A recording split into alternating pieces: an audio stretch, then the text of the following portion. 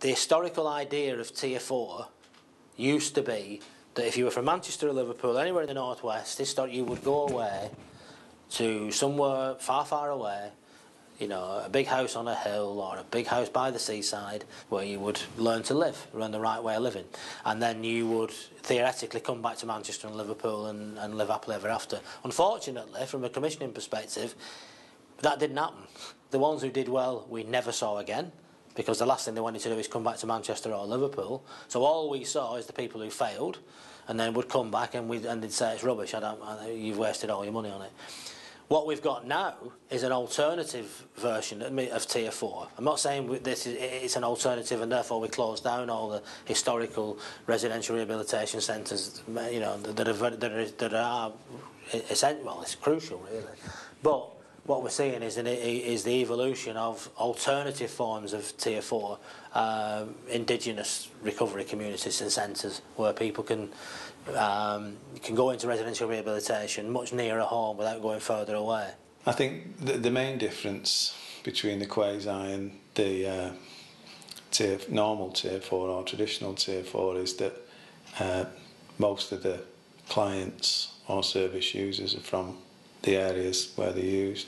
ADAS has saved my life. They were there when I was at my wit's end. I was feeling suicidal.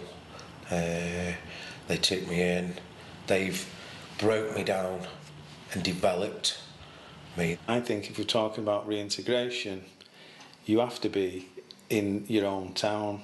You have to be working with the families that you sort of cause most damage to, and you have to be working with the communities who you've caused the most harm to as well. My mum honestly thought she was going to bury me in December 2008.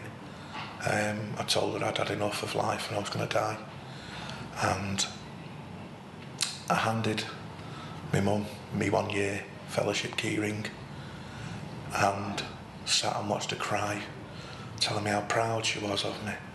You know, how far I'd come on from being the son who'd taken things that didn't belong to me out of her home. She'd never left a bag alone. She was always having to worry whether I was ever going to come home or not. To give me keys for a house, to tell me to come and go as I please. If anyone asks for our treatment, they're fast-tracked straight through the process, and we can have them in straight away, almost immediately.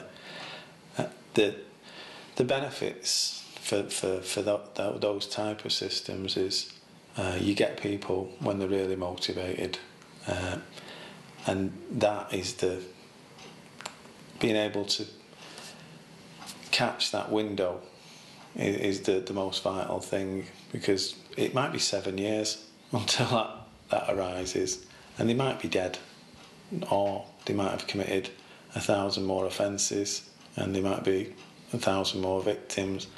I'm 9 months clean, and I'm at college studying to be a paramedic, which is something that I've always wanted to do. It's been a dream of mine. I've got my family back in my life. My sister's most prized possession on earth. Regardless of monetary things, the most valuable thing that she has is her daughter, and she asked me to look after her, trusts me now to be able to take her to the park and play on the swings.